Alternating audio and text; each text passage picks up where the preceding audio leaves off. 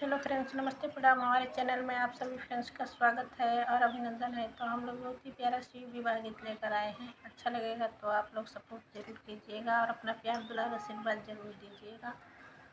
तो चलिए सुनाते हैं। हर हर महादेव आप सभी को।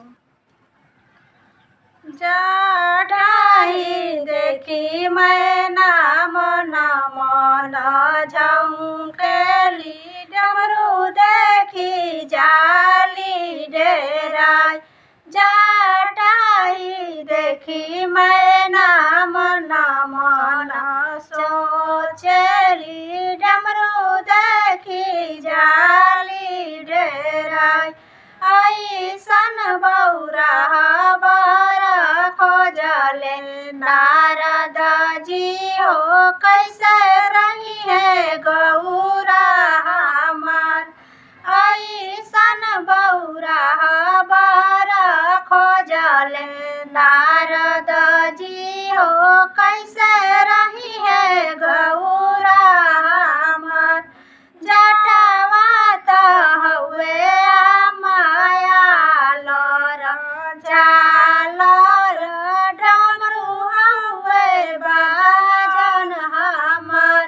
जटावत हुए माया लोर झालर डमरू हुए बाजन हमर। दाड़िया देखी मैना मन मन झौकेली तिरुल देखी गली ऋषियाय। दाड़िया देखी मैना मन मन झौकेली त्रिशूल देखी जाली डेराय। ऐसन बौरा खोजले नारद जी हो कैसे रही है गौरा हमर।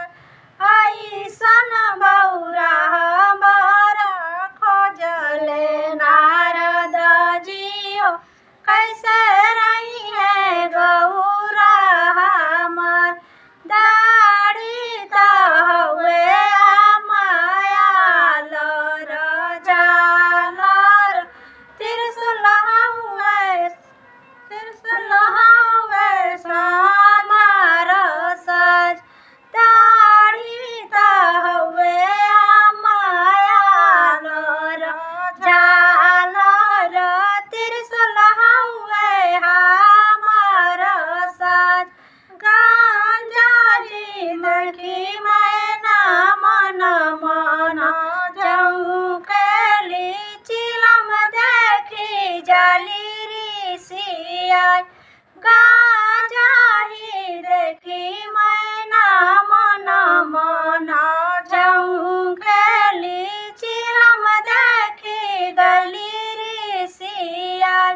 ऐसन बौरा खोजले नारद जी हो कैसे रही है गौरा हमार। ऐसन बौरा खोजले नारद जी हो कैसे रही है गौरा हमार।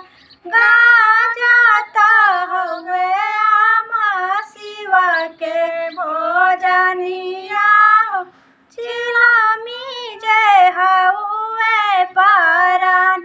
गाजत हुए शिव के भोजनिया